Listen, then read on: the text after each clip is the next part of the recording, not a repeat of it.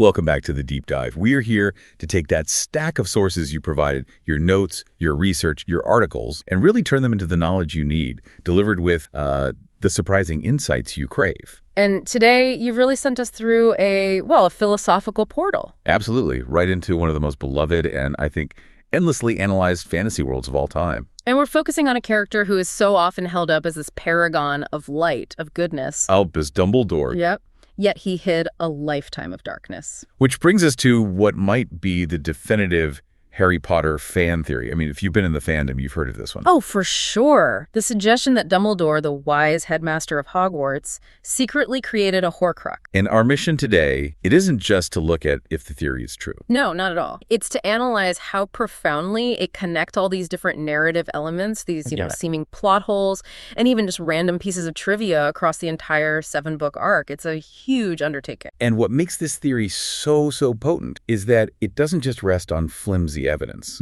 Not at all. Right. The core analysis, which was really put forward originally by the Super Carlin brothers on YouTube, is just a masterful exercise in narrative synthesis. It really is. It takes these textual inconsistencies, things that make you go, and uses them as leverage to build a deeper truth about Dumbledore's character. And it creates one of those massive aha moments. Yes. Where suddenly everything you've read before takes on this entirely new layer of... Precisely. We're going to be dissecting the internal logic of it, exploring whether the reasoning holds up, even if, later official canon or supplemental material from Rowling seem to challenge it or deny it. Because the theory itself provides this incredible blueprint for understanding Dumbledore's greatest fears, his deepest regrets, and his relationship with the darkest of magic. A relationship that was far more personal than he ever let on. Okay, let's unpack this. We have to start with the necessary dark. The entire concept hinges on Dumbledore committing the prerequisite act. It does. And while our audience is definitely familiar with the dark arts,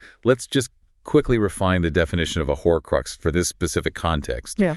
We need to focus on the spiritual consequence, not just, the magical object. Absolutely. A Horcrux, at its core, is designed to cheat death, to achieve this grotesque form of immortality. But the magical process itself? It requires an act of supreme malice, a murder, an act which literally tears the soul apart. You are violently forcing a piece of your essence out of your body and locking it away. And that's the first huge problem, isn't it? The glaring initial issue. It is. Dumbledore is defined by his opposition to dark magic. And crucially, he is not known to have been a murderer. So the theory seems dead on arrival. Right. And that's the hurdle that makes most people just dismiss it immediately. But the premise here, the whole point of this deep dive, is that we have to look beyond a simple textbook definition of murder. We have to examine the act that Dumbledore believed the act he took complete moral responsibility for. Which takes us directly to the most critical, scarring moment in his entire life. The summer of 1899, the three-way duel between himself, his brother Aberforth, and Gellert Grindelwald. An explosive confrontation, really born of Dumbledore's own ambition and neglect. And it ended with the death of his fragile younger sister, Ariana. And in Deathly Hallows, Dumbledore admits this to Harry. He explicitly says he never knew which of the three of them actually cast. But he lived in this constant dread that he may have been the one, that it was his wand that struck the blow. And this is the pivot point of the entire theory. This is where it all hangs. The argument is that knowing who cast the Avada Kedavra is, irrelevant. Because Dumbledore views himself as morally culpable no matter what. Exactly. For a man of his profound intellect and his moral sensitivity, the murder wasn't the magical spell itself. It was the entire concatenation of his actions leading up. So, the murder. It was his self-importance, his arrogance, his obsessive ambition with Grindelwald that summer. All of it. His resentment that Ariana was holding him back from greatness and his subsequent neglect of her care. That moral failure, which directly initiated the violence. That was evil enough to cause his soul to split. Yes. The theory posits that the tear in the soul isn't just like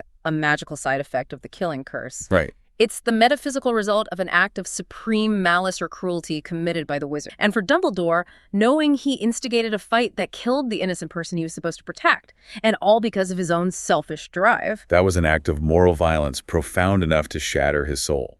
It completely shifts the definition of murder from, a specific magical felony to a spiritual catastrophe. I really like how that redefines the ethical weight of the act. Yeah. Because if the soul splits when you commit an act of pure selfish malice, well, Dumbledore absolutely committed that act. He did. Regardless of whether his wand fired the specific green light, And we have intense textual evidence for the resulting spiritual pain years and years later. We do. Just think about Dumbledore in the cave in the Half-Blood Prince, when he's drinking the potion that's protecting the lock at Horcrux. He's forced to confront his deepest psychological torment. He's screaming that everything is his fault. And the source material highlights that one specific, the quote, "Regret is my constant companion." If his soul was just burdened by normal grief, that would be a profound quote. But if his soul was physically split, it takes on a horrific literal dimension. The pain he's expressing isn't just emotional remorse. It's compounded by the searing metaphysical agony of a fractured soul interacting with dark magic that was designed to protect another fractured. So he's not just feeling guilt over Ariana. He's feeling the inherent pain of having performed the ultimate dark art. It explains why his suffering is so uniquely agonized, so unresolvable. Exactly. And crucially, this period, the immediate aftermath of Ariana's death, this is the only time in Dumbledore's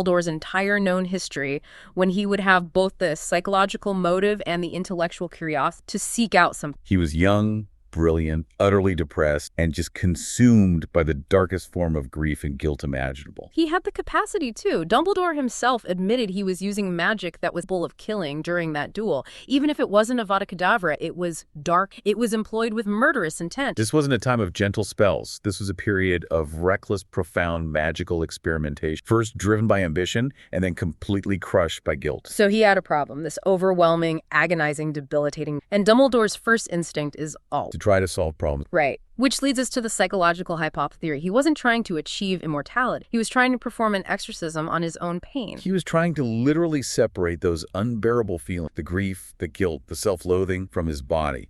And since the soul is the reservoir of feeling and conscience, the only way to remove that trauma was to literally cut off the damaged piece of his soul. So he intended to remove the bad part of himself. Mm-hmm. And in doing so, he inadvertently created a Horcrux. That distinction is so important. Trying to separate the trauma versus trying to achieve immortality, it's crucial. Okay. And it links up perfectly with a later concept in the canon. The Obscurus. Yes, we have to linger on this connection because it's a brilliant piece of sort of retrospective analysis. An Obscurus, for anyone who needs a refresher, is the physical manifestation of a young witch or wizard repressing their magical ability, usually because of deep psychological trauma or fear. And we know Ariana Dumbledore suffered from a condition where she couldn't control her magic after being attacked by Muggle boys. It led her to repress her abilities. Yeah. Many fans speculate that she was an Obscurial.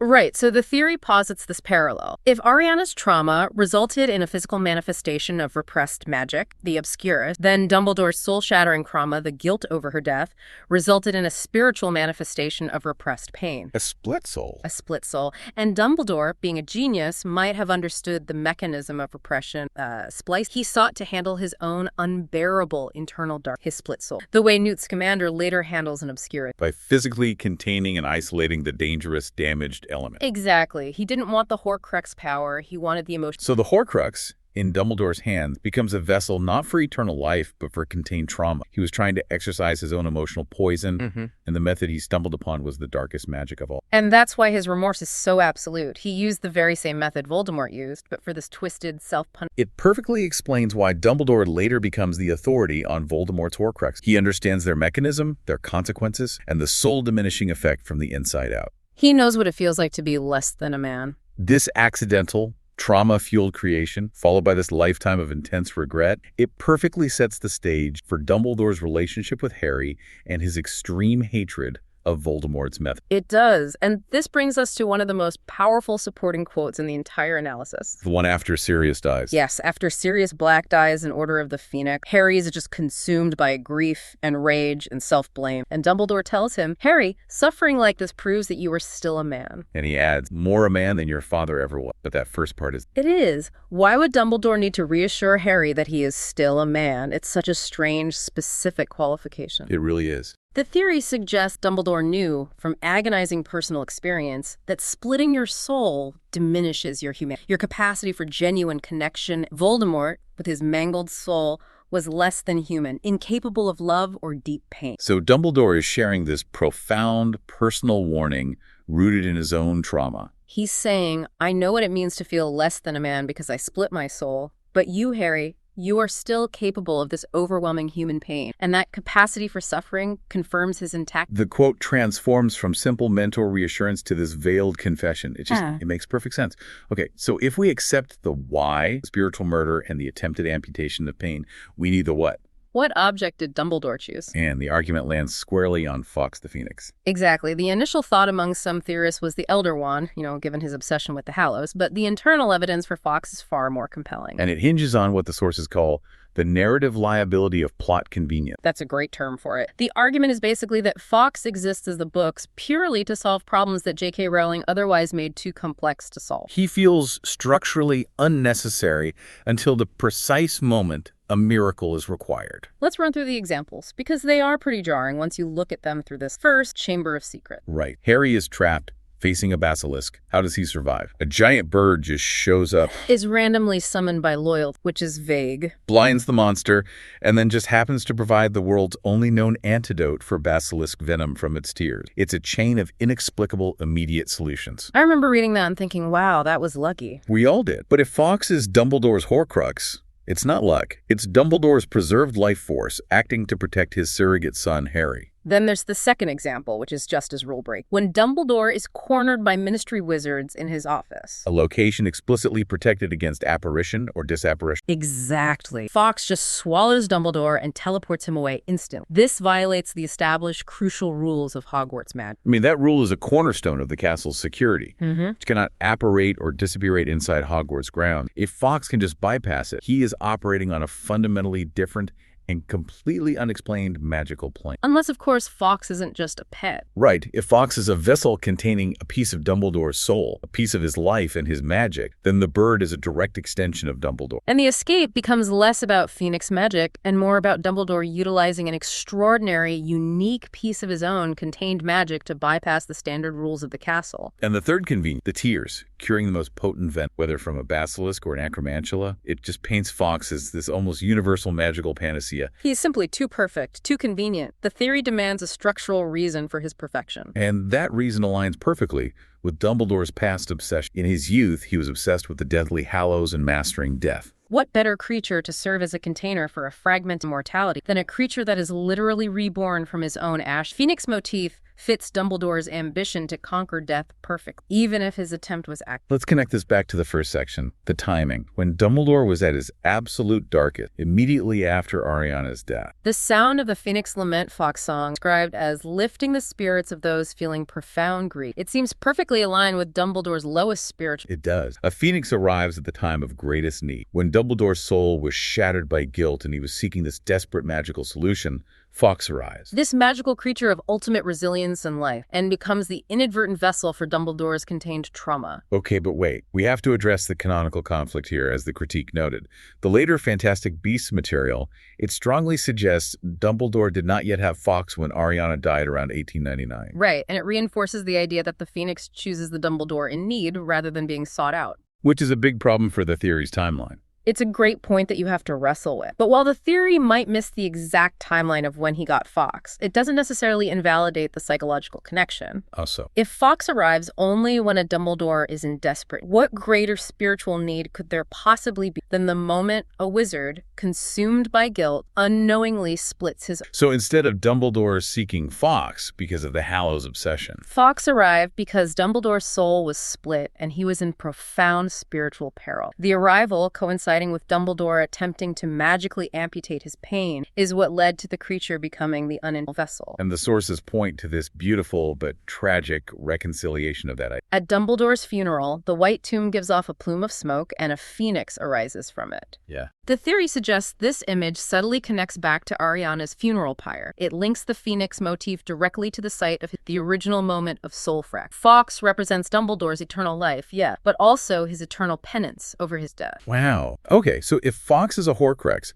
it suddenly transforms some of the most dramatic moments in the entire series. Let's start with the narrative structure. Right. If Fawkes is the vessel, then the battle in the Chamber of Secrets is elevated far beyond a simple rescue. It becomes this foundational philosophical struggle. It becomes Horcrux versus Horcrux. Fawkes, the accidental vessel of Dumbledore's, contained remorse. Against Tom Riddle's diary, the intentional vessel of Voldemort's ambition. Dumbledore is, in a way, assisting Harry in destroying one of Voldemort's soul using his own piece of immortality. It creates a perfectly balanced foil, and this deepens even more when we compare Dumbledore to Voldemort, who chose another living creature, Nagini, as his preferred, later Horcrux. Dumbledore having a creature as a vessel makes him a perfect structurally inverse foil to Voldemort. And the theorists highlight Dumbledore's analytical behavior when he's discussing Voldemort's Horcrux in Half-Blood Prince. Right, he meticulously analyzes the history and the rationale behind the inanimate object, the ring, the locket, the cup. He needs pensive trips and all these obscure clues to figure them out. But when it comes to Nagini,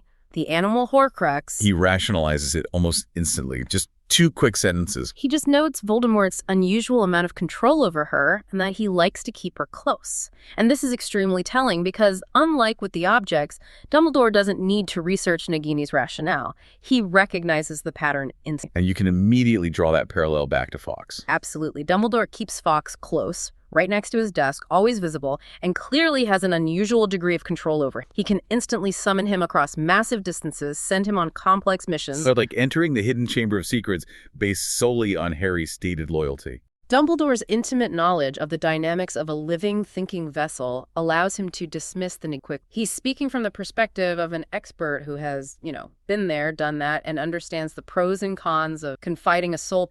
And this leads directly to what might be the theory's strongest piece of textual evidence. Dumbledore's reaction when Harry learns animals can be used as Horcrux. Harry is shocked by the possibility, and Dumbledore replies with this incredibly specific word. He states, "Well, it is inadvisable to do so, because to confide a part of your soul to something that can think and move for itself is obviously very risky." Inadvisable. I mean, that is a term you use for giving investment advice or choosing a suboptimal vacation spot. Yeah. It is not the language you use to describe the greatest, most monstrous act of dark magic. Exactly. Why not call it evil or wicked or utterly forbidden? It's the language of a reluctant expert detailing practical drawback, not a moral philosopher condemning a choice. He emphasizes that it's risky because the vessel can move and think for itself. That's a purely not. If Dumbledore created Fawkes accidentally seeking containment rather than immortality, he would view the main flaw as the risk of loss. Which is exactly what he described. He's not condemning the splitting of the soul, which he's already done. He's warning against the logistical complexity of choosing a mobile vessel for that split soul. That quote is incredibly damning under this interpretation. It's the moment Dumbledore reveals his personal experience without giving the full confession. But the theory takes this connection even further. It leverages the most famous piece of Harry Potter lore. The twin wand core. Fawkes' tail feathers are the cores inside both Harry's Holly Wand and Voldemort's U Wand. The theory argues this fact is completely irrelevant window dressing. Just trivia? Unless Fawkes is Dumbledore's Horcrux. Because if Fawkes was already a living container for a piece of Dumbledore's soul before Ollivander plucked those feathers, then every time Harry and Voldemort waved their wand, they were unconsciously wielding a tiny, tiny shard of Dumbledore's own fractured soul. This becomes the Trinity arc. It reframes the famous priori incantatem connection, where the wands refuse to fight each other, as a connection rooted in Dumbledore. The wands don't recognize each other as brothers because of the Phoenix. They recognize each other as brothers because they both contain the same shared essence, a piece of Dumbledore. That fundamentally changes the nature of the entire conflict. It means that Dumbledore, through his greatest youthful mistake, unknowingly created the very metaphysical link that bound the hero and the villain together. He is the secret spiritual center of the story. And it fits Rowling's thematic pattern perfectly, as you pointed out. She relies heavily on Trinity. 3 heroes, 3 unforgivable curse, 3 hallows. And now we have 3 pieces of Dumbledore's soul. One in Fawkes, one in Voldemort's wand, and one in Harry's. It provides a structural explanation for why Dumbledore is always so intimately involved in their fates. Okay, so if Dumbledore's soul was scattered into Fawkes and the 2 wands, the logical skeptical question is, if those objects still exist, why couldn't Dumbledore return? The theory has to account for the destruction of every single shard. And it does. It does so by arguing that the narrative made very careful, specific choices to destroy these shards before Dumbledore's own death and the final confrontation. Let's start with Fawkes. How was the soul piece inside the Phoenix destroyed? We revisit the dramatic climax of the duel between Dumbledore and Voldemort in the Ministry of Magic in order of... Right. Voldemort launches a killing curse directly at Dumbledore. Dumbledore doesn't dodge. He summons Fawkes, who intercepts the curse. He swallows it. And Fawkes bursts into flames and then is reborn, which is what a phoenix does. But the theory argues the key isn't Fawkes' rebirth, but the absorption of the killing curse. Avada Kedavra is the one spell that can consistently destroy a Horcrux vessel, and the sources draw a direct, powerful parallel to the Battle of Hogwarts. When Voldemort's AK hits Harry, Harry survives, but the shard of Voldemort's soul inside him is destroyed. Likewise, when the AK hits Fawkes, the piece of Dumbledore's soul inside Fawkes is destroyed. Fawkes survives due to his true phoenix nature, but the dark, contained magical essence, Dumbledore's shard, is annihilated. That's a phenomenal parallel. Yeah. It retroactively makes the Order of the Phoenix duel not just about saving Dumbledore's life, but about Dumbledore sacrificing a piece of his own contained darkness to survive. It's a huge moment. Now, what about the piece inside Harry's wand? That destruction happens in Deathly Hallows. Harry breaks his Holly Wand during the fight in Godric's Hollow when he's struggling against... And the initial inability to repair the wand before Harry uses the Elder Wand is symbolic of that. And the interesting consistency here is that the destruction is once again tied to Voldemort's Horcrux. Nagini, Voldemort's animal Horcrux, is involved in the fight that shatters. Voldemort is unknowingly destroying Dumbledore's soul,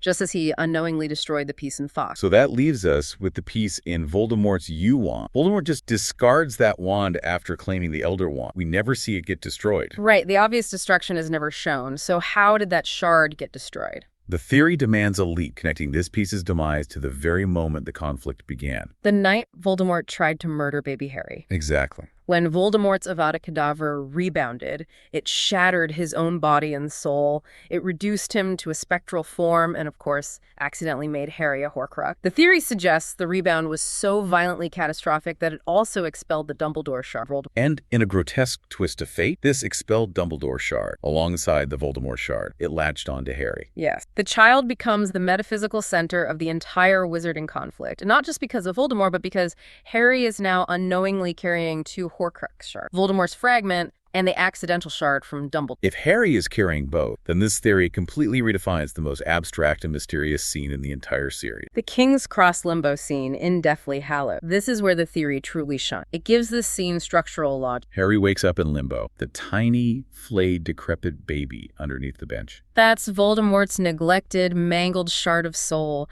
the piece Harry despised and tried to... But the other figure, the fully grown, knowledgeable, compassionate figure, is Dumbledore. He isn't just a ghost or a figment of Harry's imagination. He is the piece of Dumbledore's soul that Harry has embraced, respected, and carried his entire life. It explains Dumbledore's absolute presence and his access to profound knowledge that Harry simply shouldn't possess. The Dumbledore shard is fully formed because Harry idolized and invested heavily in the man's virtue. The Voldemort shard is a hideous infant because Harry rejected it utterly. And this reinterprets the central philosophical dialogue of that entire scene, particularly Harry's question. Is this real, or is it all just happening inside him? And Dumbledore replies, "Of course it is happening inside your head, Harry, but why on earth should that mean it isn't real?" The theory gives that line a terrifyingly literal interpretation. It is happening inside your head because your head is, at this moment, hosting three distinct pieces of soul. Harry's primary soul, Voldemort's shard, and Dumbledore's shard, all interacting in a moment of metaphysical crisis. And suddenly, earlier quotes in the series that seemed like, just poetic foreshadowing, they take on a terrifyingly literal... Like when Rufus Scrimgeour, the Minister of Magic, confronts Harry. "I see you are Dumbledore's man through and through."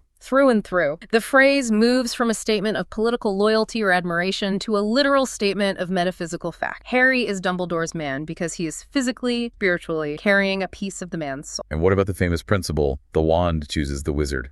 The theorists argue that Harry's Holly Wand chose him not just because of the shared core with Voldemort, but because the piece of Dumbledore's soul inside the feather recognized its brother in Harry the Dumbledore shard that had latched onto him as a baby. It was a reunion of Dumbledore's scattered pieces, all drawn to the boy who lived. It connects every disparate element, the Hallows, the Wands, the Chamber of Secrets, and the Limbo scene, into one cohesive, Dumbledore-centric narrative. This theory is incredibly tight, but if Harry was carrying a piece of Dumbledore's soul, why didn't the connection mirror the volatile Harry v. Voldemort link? That's a big question. It is. Why didn't Harry have Dumbledore's dreams or communicate with him constantly? This is a point that needs careful unpacking. It does. And the theory offers several compelling and non-mutually exclusive explanations. First, we have to remember the Dumbledore shard was created accidentally and transferred accidentally via that backfiring curse. So Dumbledore may have been entirely unaware of the transfer. He couldn't actively engage with it. Whereas Voldemort was fully aware that he had given part of himself to his remaining Horcruxes, and he utilized the connection, even if inadvertently,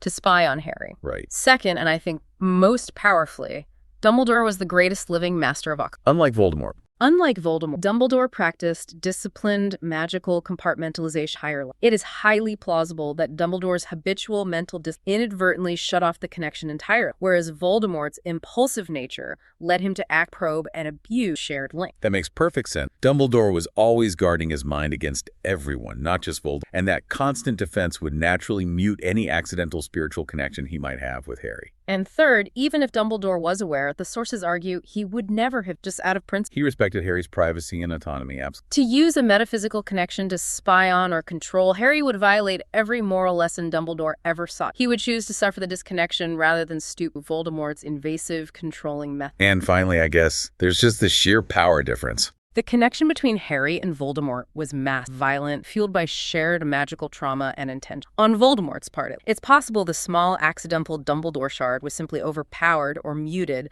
by that dominant dark link. All four of those reasons really stack up to explain the lack of surface communication while still allowing the Dumbledore shard to exist and function as that metaphysical guide in limbo. Okay, so let's move to the most profound psychological implication of this the question of redemption. We know from Deathly Hallows that repairing a soul is possible through genuine remorse, though it is described as being excruciatingly painful. And Dumbledore clearly felt remorse over Ariana's death. He felt it constantly. So why did he never repair his soul? This is the moment Dumbledore's character achieves its maximum complexity. The theorists conclude that Dumbledore likely made a conscious, agonizing choice not to repair. He had the means and the motive, the remorse, but he chose ongoing spiritual suffering as a lifelong for his act. He viewed the broken state of his soul, the Horcrux, not as a failure to be corrected, but as a necessary punishment.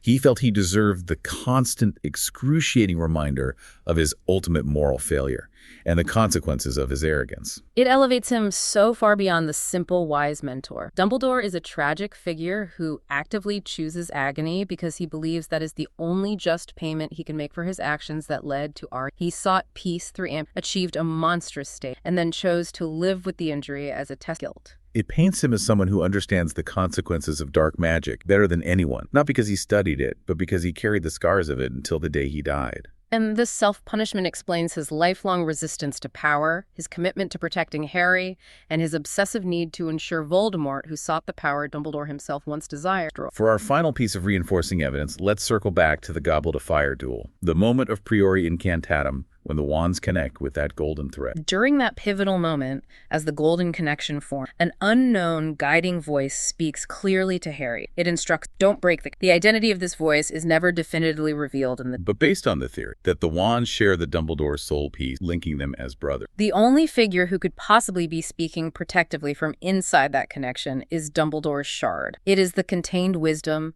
the moral conscience of Dumbledore, speaking from inside the wand's core to guide Harry through the greatest magical confrontation he'd ever seen. It ensures that the twin cores, the very link Dumbledore's mistake created, saves Harry's life. So what does this all mean for you, the listener? This theory is just a masterpiece of consistency. It is. It uses Dumbledore's self-inflicted guilt over Ariana as the psychological basis for a spiritual murder. It resolves Fawkes' unbelievable plot convenience by making him the thematic foil to Nagini. It uses the twin wand to establish Dumbledore as the spiritual center of higher hero-villain conflict. And most profound, it provides a terrifying, literal explanation of the metaphor. This deep dive shows the incredible power of critical reading. You are no longer just consuming a story, you are analyzing its structural framework. When elements like Fawkes, tears, or Dumbledore's specific words seem out of, exploring them through a lens like the Horcrux can unlock knowledge that transforms higher narrative, giving context and depth to moments that seemed purely coincidental. It's a testament to how deep the rabbit hole goes when you combine close reading